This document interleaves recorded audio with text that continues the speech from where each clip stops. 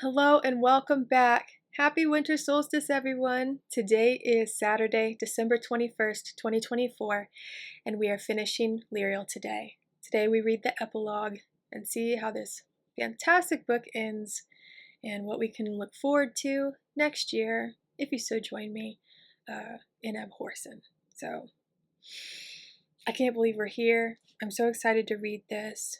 It's the first day of winter here in Ohio. I've not been outside yet, but I plan on going outside a little bit later. And I just want to tell you that I've really enjoyed this, and I can't wait to come back next year. And I hope that you will join me for some new things that I'm planning. Yesterday just cracked my heart open.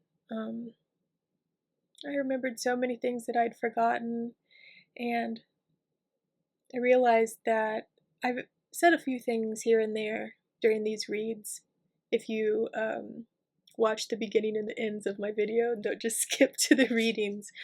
But I really want to share more of myself on this channel. Like I said, I don't want it to be the Garth Nix channel.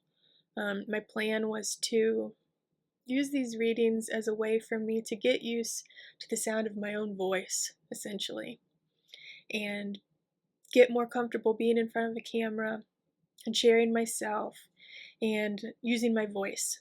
Because for many years, I was very quiet. I've been pretty hermity, and I'm determined to change that forever. I am, I don't know if you know, but online I go by either Midnight Sapphire or the Queen of Hermitage, because my name in strange Google translation translates to Queen or Complete Ruler of the Hermitage Fields. So I'm the Queen of Hermitage. Thanks, Aunt Crystal. My aunt named me. But I hope you'll join me for those readings, and I am going to add a little something at the end of this video that I was too much of a coward to put at the end of last night's video. I'm sorry that I broke down in the middle of the reading. It just, like I said, it broke my heart open. It's been so long since I read this book, and I forgot just how much it affected and influenced me as a young lady. So, if you so choose, after my outro of the reading, I'm going to add like a little, I don't know if it's 9 or 10 minutes of me talking about some things that, if you've ever wondered a little bit more about me, it'll be in there. So, next year, like I said, I'm planning on doing a lot of new videos on here, not just readings, and I want to start sharing more about who I am, what I'm doing, what I enjoy, and ultimately the project that I've been working on here at my home. I won't get into that now. You have to wait until next year, but it's coming soon. I want to share with you guys the project that is closest to my heart right now. So I can't wait. I can't wait for next year. I'm really looking forward to spending the last 10 days of this year just resting and recuperating and resting my voice and creating and eating and spending time with my family. But I hope you will join me on New Year's Day at 8 p.m. Eastern Standard Time for the first reading of Abhorsen by Garth Nix. So I'm going to start reading the epilogue now. I've rambled on enough. Let's read it.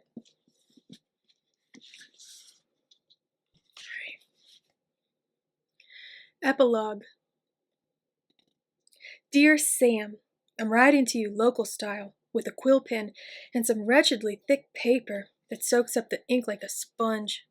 My fountain pen has clogged irreparably, and the paper I brought with me has succumbed to some sort of rot. A fungus, I think. Your old kingdom is certainly inimical to the products of Solstice. Clearly, the level of moisture in the air and the proliferation of local fungi is as abrasive as conditions in the tropics, though I would not have expected it from the latitude. I've had to cancel most of my planned experiments due to problems with equipment and some quite alarming experimental errors on my part in validating the results. I put this down to the illness I've suffered from ever since I crossed the wall. Some sort of fever that greatly weakens me and has encouraged hallucinatory episodes. Hedge, the man I hired in Bane, has proved to be a great asset. Not only did he help me pinpoint the location of the lightning trap from all the local rumors and superstitious ramblings, but he's overseen the excavation with commendable zeal. We had quite a lot of trouble hiring local workers at first, till Hedge hit upon the idea of recruiting from what I understand to be a lazaret or leper colony of sorts. The workers from there are quite able-bodied, but shockingly disfigured, and they smell atrocious. In daylight, they go about completely muffled in cloaks and swaddling rags, and they seem much more comfortable after dark. Hedge calls them the night crew, and I must agree this is an appropriate name. He assures me the disease is not readily contagious, but I avoid all physical contact to be on the safe side. It is interesting that they share the same preference for blue hats and scarves as the Sutherlings. The lightning trap is as fascinating as I expected. When we first found it, I observed lightning striking a small hillock or mound more than twice every hour for several hours, with thunderstorms overhead on an almost daily basis. Now, as we get closer to the true object that is buried underneath, the lightning comes even more frequently, and there's a constant storm overhead. From what I have read, and you will laugh at me for this because it's most uncharacteristic, from what I have dreamt, I believe that the lightning trap itself is composed of 2 hemispheres of a previously unknown metal, buried some 20 or 30 fathoms below the mound, which we found to be completely artificial and very difficult to break into, with all sorts of odd building materials, including bone, if you can believe it. Now the excavation goes much faster, and I expect we shall make our discovery within a few days. I'd planned to go on to Belissaire at that point, to meet you, leaving the experiment in abeyance for a few weeks, but the state of my health is such that a return to Solstice seems prudent, away from this inclement air. I will take the hemispheres with me, having procured suitable import licenses from Uncle Edward. I believe they are unusually dense and heavy, but I expect to be able to ship them from the Red Lake downriver to the sea, and from there to a little place north of Knollhaven on the west coast. There's a deserted timber mill there, which I've procured for use as an experimental station. Timothy Wallach, one of my fellow students at Sunbeer, though he is in 4th year, should already be there, setting up the lightning farm I've designed to feed power into the hemispheres. It is indeed pleasant to have private means and powerful relatives, isn't it? It would be very hard to get things done without them. Mind you, I expect my father will be quite cross when he discovers I've spent a whole quarter's allowance on hundreds of lightning rods and miles of extra heavy copper wire. But it will all be worth it when I get the lightning trap to my experimental station. I'm sure that I will be quickly able to prove that the hemispheres can store incalculable amounts of electrical energy, all drawn from storms. Once I've solved the riddle of extracting that power again, I shall need only to replicate them on a smaller scale, and we shall have a new source of limitless, inexpensive power. Sayre's super batteries will power the cities and industries of the future. As you can see, my dreams are as large as my seriously enlarged head. I need you to come and shrink it, Sam, with some criticism of my person or abilities. In fact, I hope you'll be able to come and see my lightning farm in all its glory. Do try, if it is at all possible, though I know you dislike crossing the wall. I understand from my last conversation with Uncle Edward that your parents are already in Solstice, discussing Coralini's plans to settle the Sutherling refugees in your deserted lands near the wall. Perhaps you could tie in a visit to them with a side trip to see my work. In any case, I look forward to seeing you before too long, and I remain your loyal friend, Nicholas Sayre. Nick put the pen down and blew on the paper. Not that it needed it, he thought, looking at the blurred lines where the ink had spread, making a mockery of his penmanship. "Hedge!" he called, sitting back to quell a wave of dizziness and nausea. These fits often came over him now, especially after concentrating on something. His hair was falling out too, and his gums were sore. But it couldn't be scurvy, for his diet was varied, and he drank a glass of fresh lime juice every day. He was about to call for Hedge again, when the man appeared at the tent door. Barbarously clad as usual, but the man was very efficient, as you would expect from a former sergeant in the Crossing Point Scouts. "I have a letter to go to my friend, Prince Samuth," said Nick, folding the paper several times and sealing it with a blob of wax straight from the candle and a thumbprint. "Can you see it gets sent by messenger, or whatever they have here? Send someone to Edge, if necessary." "Don't worry, master," replied Hedge, smiling his enigmatic smile. "I'll see it's taken care of." "Good," mumbled Nick. It was too hot again, and the lotion he'd brought to repel insects was not working. He'd have to ask Hedge again to do whatever it was he did to keep them at bay. But first, there was the ever-present question, the status of the pit. "How goes the digging?" Nick asked. "How deep?" 22 fathoms by my measure," replied Hedge, with great enthusiasm. "We will soon be there." "And the barges ready?" asked Nick, forcing himself to keep upright.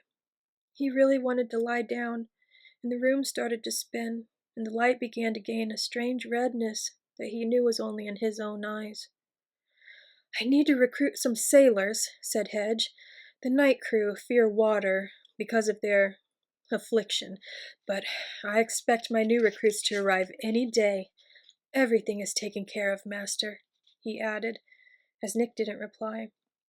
But he was looking at the young man's chest, not at his eyes. Nick stared back at him, unseen, his breath coming in ragged gasps. Somewhere deep inside, he knew that he was fainting, as he so often did in front of Hedge, a damnable weakness he could not control. Hedge waited, licking his lips nervously. Nick's head swayed forward and back. He groaned, his eyelids flickering. Then he sat up, bolt straight in his chair.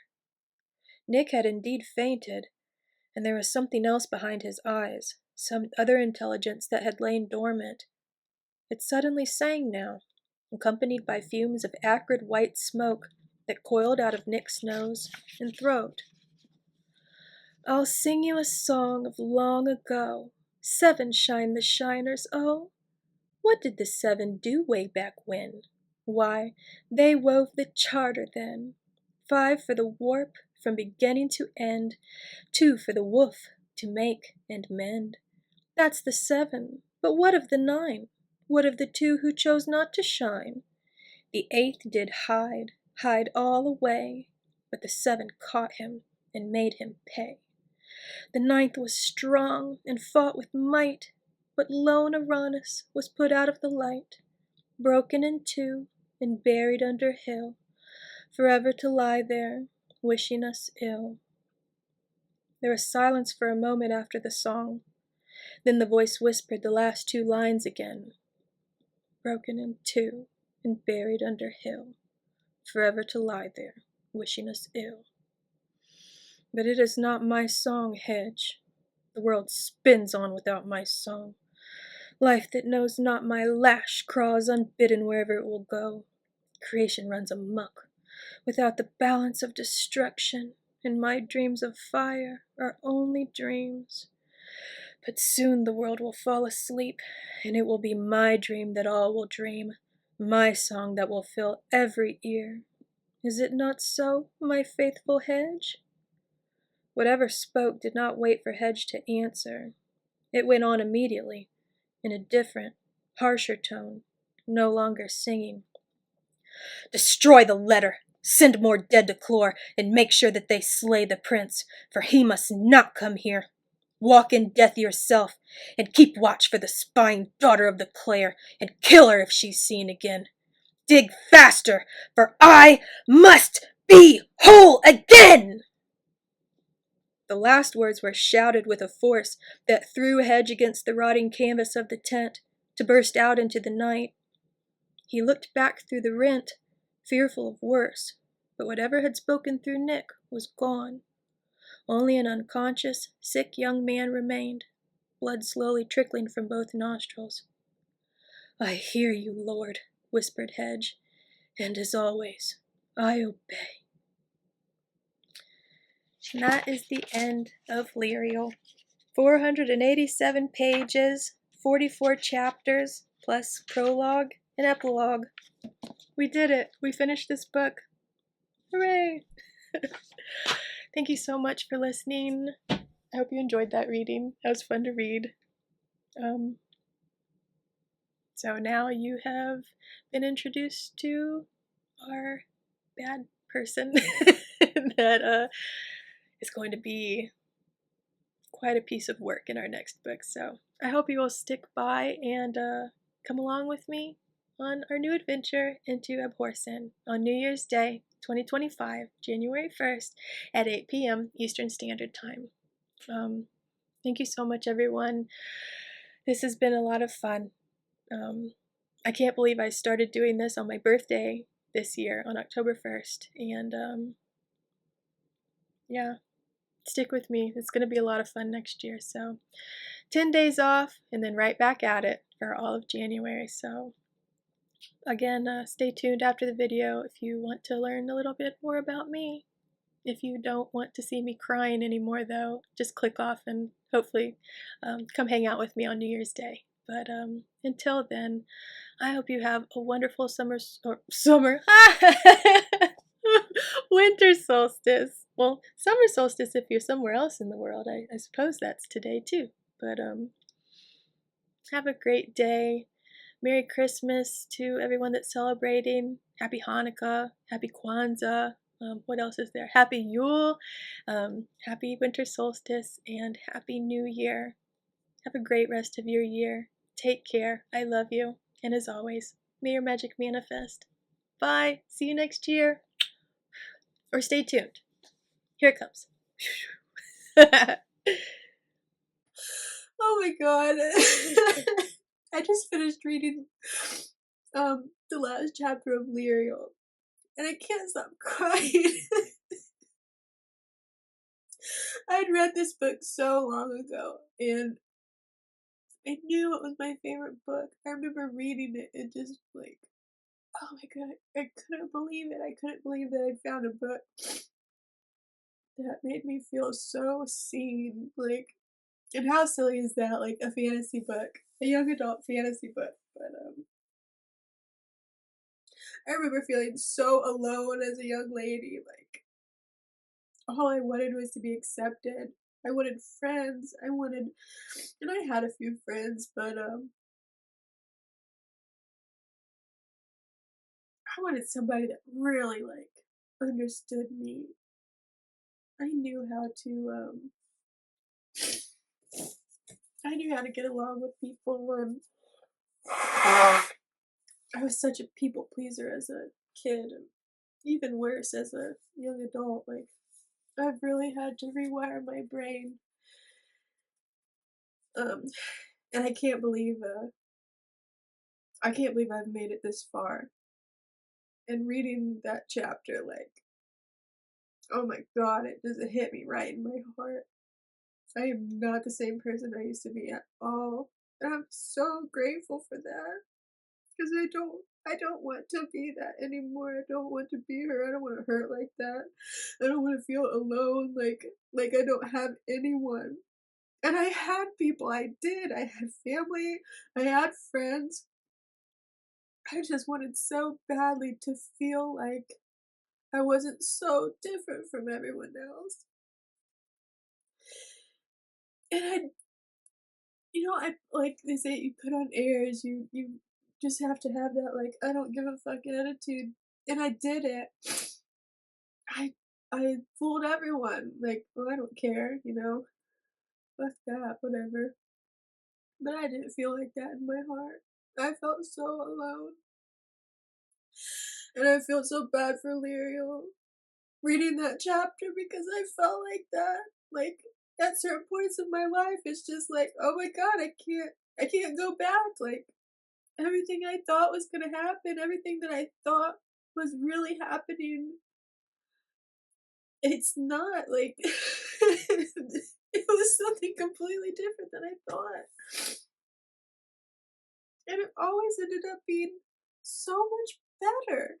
All the things I was so worried about, and they say like most of the stuff you worry about doesn't happen anyways. It's just the hardest part of it is the part you make up in your head and ruminate about and worry about when it finally comes down to the actual thing that you're worried about and spending so much time dreading. It's like a flash in the pan, when it finally happens. Oh my god, I'm so glad that I'm not that scared, upset, alone little girl anymore.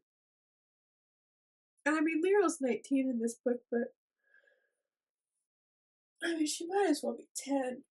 She's been all by herself in that glacier this whole time until finally she made herself a friend. It wasn't, she didn't even find someone that accepted her. She had to make one. And such is life. Like, life is what you make it. If you can, you can live life and let life happen to you. But if you really want something and you want things to be the way you want them to be, you have to make them that way. You cannot wait for anyone to do it for you, or you'll wait your whole life. And then you'll die having never achieved what you wanted your whole life. And that's no way to live. Oh, I'm so glad. I'm so glad I'm 38. I'm an adult and I don't have to go to school anymore. We're always learning. And I'm so thankful that I will be learning new things for so many years to come. Fingers crossed. I plan on using my entire 120 years. I was just talking to my mom today about the oldest person in our family, at least a man, was my great granddaddy. He made it to 86, but he had cancer and was miserable. He didn't go out, smiling and happy, and he was sick. And then as far as women, I think she said we might have had another aunt that made it to her 90s, but I think it's my Aunt Josephine. She died in her 90s, so I don't know anyone that's made it to 120. Like, you hear about those people in the blue zones of the world that, they use their whole lifespans up. God bless them. I could only dream of that. Like, I do dream of that. Like,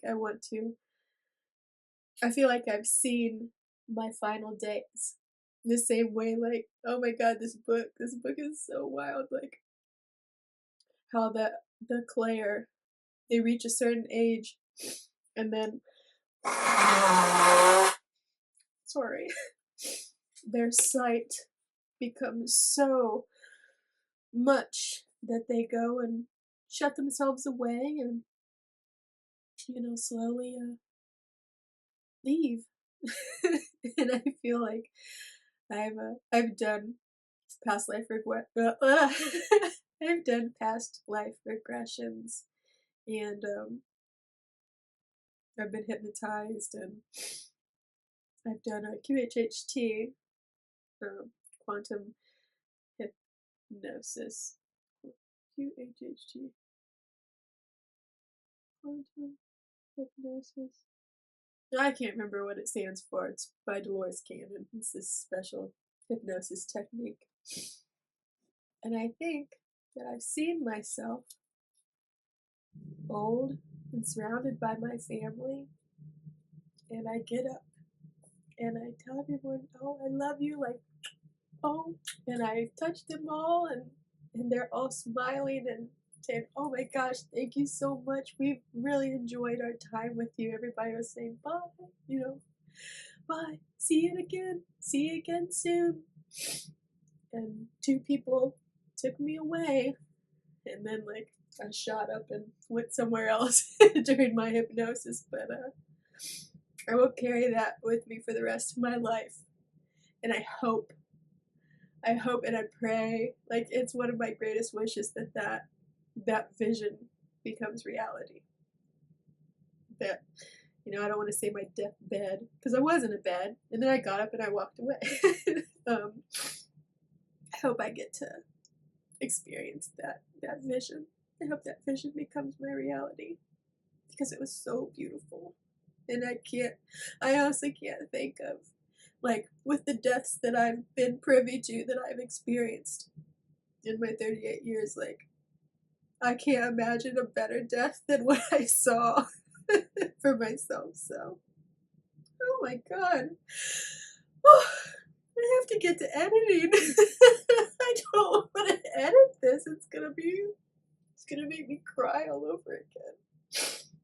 I have to go out too and walk past my kid. He's gonna be like, Mommy, what's wrong?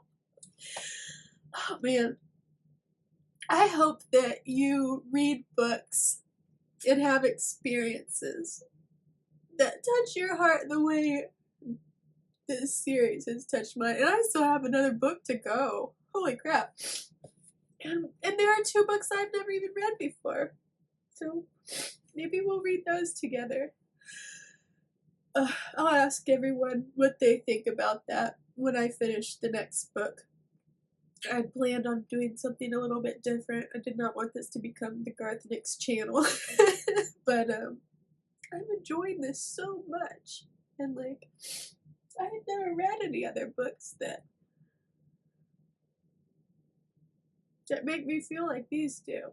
And you might think like, they're not that good. Well, that's fine. Like, maybe they're not that good to you, but with my life experience, these books feel like this is me. This is me as a fantasy character, you know. Oh, okay. I'm gonna go eat a piece of pizza. I need a piece of pizza.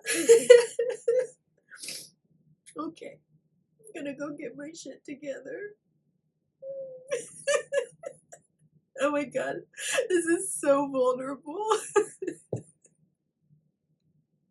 I'm so happy that I did this. Yeah. I'm so happy I did this.